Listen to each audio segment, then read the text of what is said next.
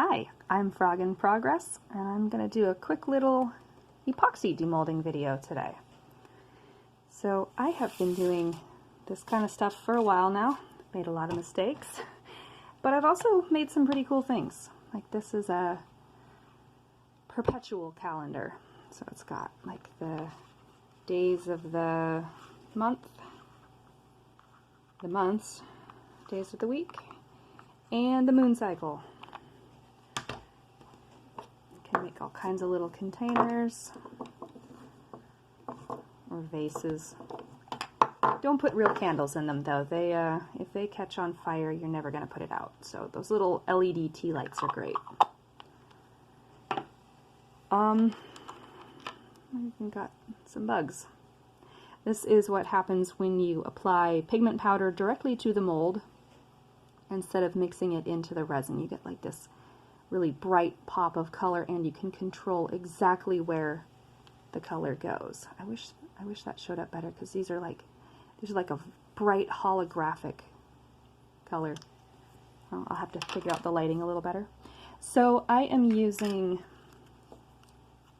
or I used, 1-to-1 2-part Sophie and Toffee epoxy resin.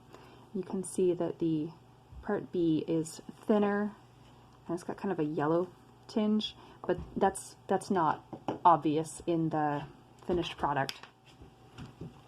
So I have glow powder that I am using, and at the end of this I will turn off the light to see how well it glows. These are the colors I used, and this is actually the first time I've used these in epoxy, so I don't actually know how these will turn out. It's been a little while since I've done an epoxy pour, so I'm hoping I don't mess anything up. I think anybody who does this will tell you that the demolding is probably the most fun part. These molds, actually this one too I think, are off of Amazon. This is called a doming mat. Like if you're, say you want to kind of make the edge of this smoother, you don't want it to have this kind of sharp lip, you would set it up on this and pour a slightly thicker type of resin on here to just smooth that out. And overspill is supposed to be easier to clean up on this, but I haven't noticed that. And then these molds I think were from the Sophie and Toffee website. So these are a 2-part mold. And if I did this right, I will get a thin, shell-shaped kind of dome. If I didn't do it right... Ah, good. Okay. I haven't used these for a while, so I couldn't remember how much to fill them. They're still a little bit squishy. But, see, this is a little bit of extra that I'll pick off.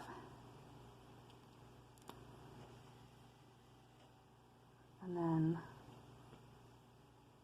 these two, I think I used, okay, yeah, see this one, I did not get quite enough resin into the mold.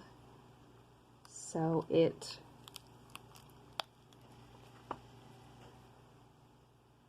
isn't fit, it's not complete. I won't be able to use it the way I had hoped to. So I've got one that turned out really well, and one that I'll find something to do with. But come on, focus. Anyway, so I like these molds. They're just, there's a learning curve.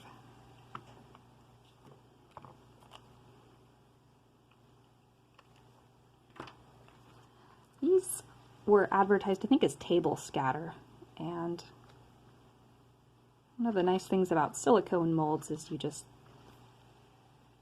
push on it and they pop right out. So you can tell which ones are the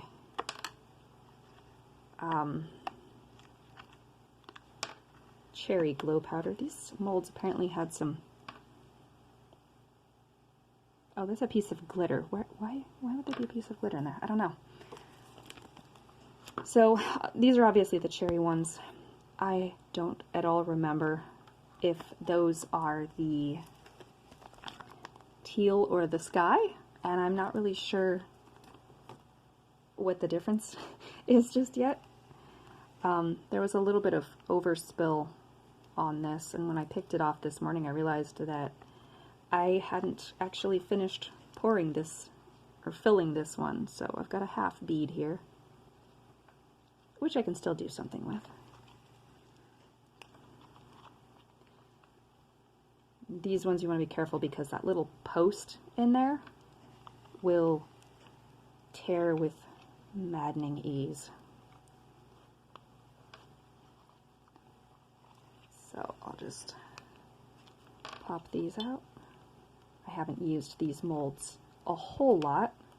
Yeah, see, this one's stuck just a little bit. There we go. Some stuff you can demold really quickly, some stuff you want to go a little bit slower because otherwise you end up having to replace the mold really, really quickly. And yes, that's happened to me many times. These are a little easier because they don't have the lip on the mold, but the post tends to get stuck. So they require a little bit slower going.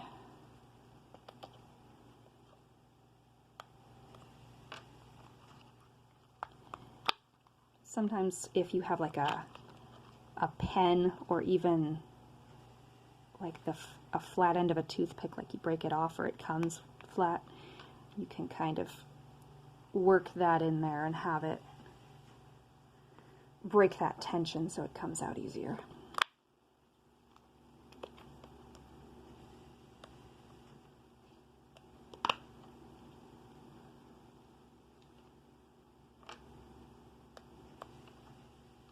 Yes, I've been in my garden this morning.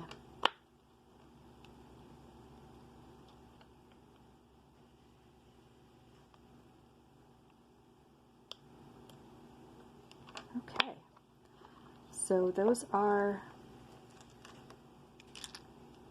the things I poured yesterday. And let's see, let's get these other beads in here. I have a couple things. These are from a previous batch from the same pigment powder set, but these are UV resin.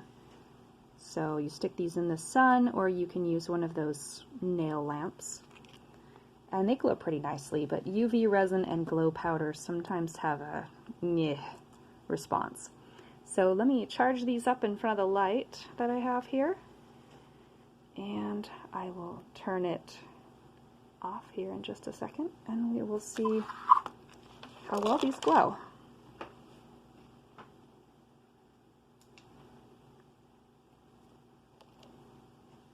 Okay, not very well at all. Well, you can see them a little bit, but the light coming in from, oh, there we go. The light coming in from the window over here makes it a little bit tough. So that was like a very brief charge, but you can see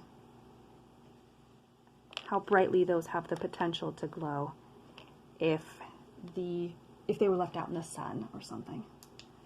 So, yeah. Thanks for watching.